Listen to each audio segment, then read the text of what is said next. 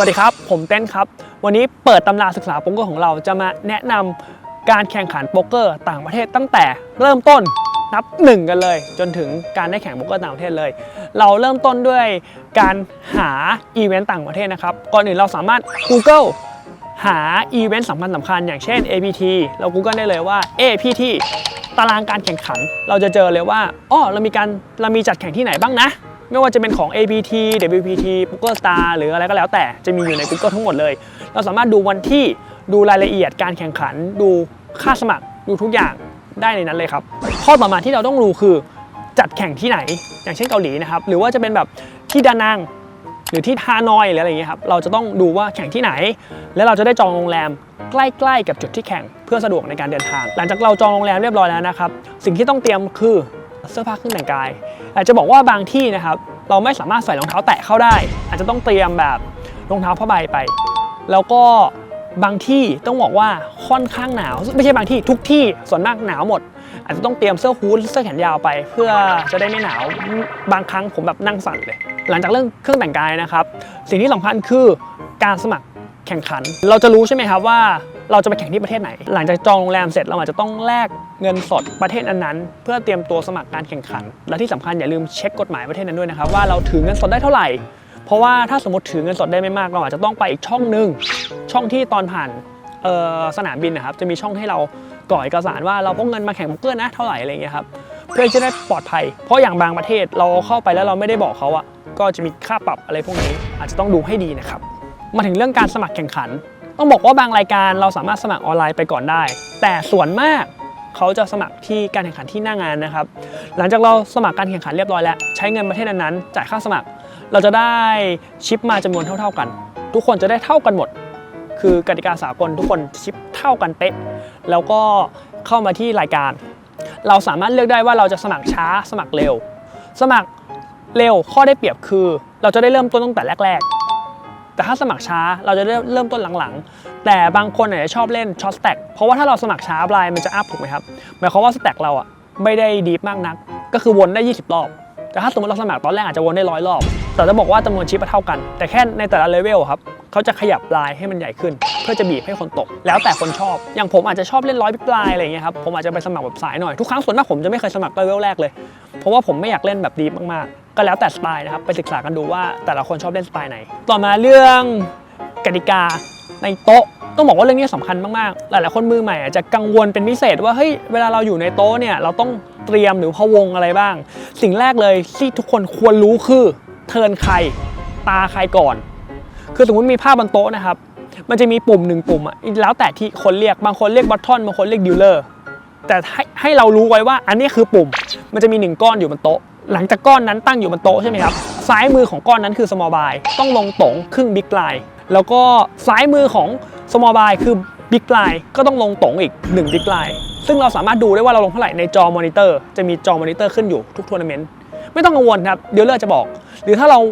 ไม่มั่นใจถามดิลเลอร์ก็ได้แต่ปกติเราจะสังเกตได้จากบนโต๊ะว่าจะมีปุ่ม small big blind แล้วก็คนถัดมาจะเล่นก่อนใน preflop หรือก่อนที่จะเปิด3ใบพอหลังเปิด3ใบมาแล้วคนข้างปุ่มเล่นก่อนถ้าเราไม่ชัวร์แนะนำให้ถามดิลเลอร์นะครับว่าตาเราหรือยังไม่อย่างนั้นเราเล่น out of turn ถ้าบางที่เข่งเขาจะแบนเรา1ตาแบนเรา1ตาหมายความว่าตาหน้าที่เราได้แจกไพ่อะเขาจะลิฟไพ่เราไปเลยไม่ว่าเราจะอยู่ตำแหน่งไหนก็แล้วแต่พยายามอย่าเล่น out of turn หรือไม่ใช่ในตาเราเรื่องต่อมาคือท่าทางซึ่งท่าทางเนี่ยมันหลากหลายมากมาแล้วแต่สไตล์เลยเช่นการเช็คจะมีรูปแบบในการเคาะปึ๊กเนี่ยหรือบางคนอาจจะใช้ท่าแบบแล้วแต่คือถ้าเราสื่อสารกับดิลเลอร์ว่าเราเช็คได้คือการเช็คคนทั่วไปจะใช้ท่าในการเคาะจะเคาะยังไงก็แล้วแต่นะครับจะมีหลายคนจะจิ้มจะอะไรยังไงก็แล้วแต่ถือว่าเช็คอาจจะต้องควรระวังถ้าเราไม่อยากเช็คแล้วเราทำเนี่ยเคาะมือเล่นอาจจะหมายถึงเช็คนะถ้าเราจะเช็คแนะนำว่าให้พูดเช็คแล้วก็ระวังอย่าแสดงท่าทางเช็คนะครับถ้าเราไม่อยากเช็คต่อมา all in คือท่านี้เราพูดคำว่า all in คือ all in หรือดันสแต็กทั้งหมดต้องย้ำนะครับทั้งหมดไปข้างหน้าคือการ all in เช่นกันถ้าเราอยากจะ all in แนะนำให้พูดก่อนเพราะว่าบางทีอ่ะเราแค่เอาตั้งหนึ่งเลื่อนไปแล้วไม่ครบอ่ะไม่ได้ถือว่าเป็นการอออินนะจะหมายถึงกับเลสตั้งหนึ่งนะครับเพราะฉะนั้นการเวสหรืออะไรเงี้ยแนะนำว่าให้พูดก่อนเวลาเราสื่อสารกับดีลเลอร์จะเป็นการเมคชัวร์ว่าเราจะทำแบบนั้นแล้วค่อยทำท่าทางตามมาเพราะกติกาคือนับจากการพูดก่อนเช่นเราพูดว่าเบส 5,000 เดี๋ยวเราโยนเหรียญ10,000นับจากการพูดเป็นเบส 5,000 นะเพราะฉะนั้นการพูดก่อนสำคัญกว่าท่าทางเสมอ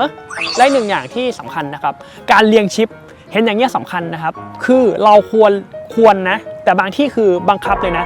เรียงชิปใหญ่ที่สุดไว้ข้างหน้าเสมอเพราะว่าเขากันที่ว่าแบบเราชิปใหญ่ซ่อนไว้ตรงกลางแล้วก็เอาชิปอันอื่นมาบังเพราะฉะนั้นข้อนี้เป็นข้อที่สำคัญมากๆเราควรตามมารยาทแล้วเราควรวางชิปใหญ่ไว้ข้างหน้าเสมอให้ทุกคนเห็นนะครับว่าเรามีสแต็กเท่าไหร่สิ่งที่ควรระวังต่อมาคือการดูไพ่คือปกติเวลาดูไพ่เมื่อก่อนผมดูอย่างนี้แล้วมีเพื่อนผมเตือนว่าเฮ้ยฉันเห็นไพ่นะเห็นไพ่คุณอ้าวต่อมาผมเลยเปลี่ยนการดูไพ่เป็นเอามือบังนะครับแล้วก็ดูซึ่งหลายๆคนเนี่ยดูไพ่จะไม่ค่อยระวังแนะนำว่าตรงนี้ต้องคอยโปรเทคไพ่ดีๆนะครับเพราะว่าไม่งั้นคนอื่นอาจจะเห็นไพ่คุณได้คนอื่นอาจจะเฮ้ยทำไมบัฟเก่งจังเปล่าหรอกเขาเห็นไพ่คุณระวังด้วยตรงนี้แล้วก็แอคชั่นตอนสุดท้ายเนี่ยตอนโชว์ไพ่สำคัญมากถ้าแอคชั่นจบ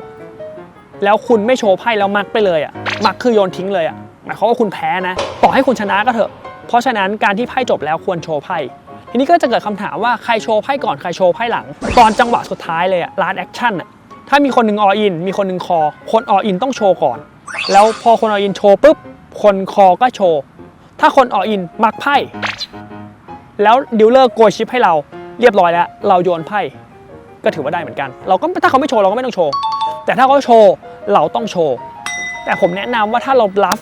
เราควรโชว์เพราะเราจะได้เห็นอีกฝ่ายว่าอีกฝ่ายคอเราด้วยอะไรแต่ถ้าไม่ชัวร์จริงๆก็คือเปิดทุกครั้งแต่เปิดทุกครั้งบางคนเห็นอินโฟเมชันเราไงมันก็จะกลายเป็นแบบว่าเราโชว์ทั้งที่เราไม่อยากโชว์ครับตรงนี้ต้องไล่ดีๆถ้าเขาออินเราคอเขาโชว์ก่อนเราเป็นคนคอเราโชว์ทีหลังตรงนี้สำคัญเหมือนกันอยากให้ทุกคนระวังนะครับสุดท้ายเป็นเรื่องภาษาแล้วกันบางครั้งคนเคร่งไม่ต้องเรียกว่าบางครั้งพูดจัดเคร่งถ้าเราพูดภาษาอื่น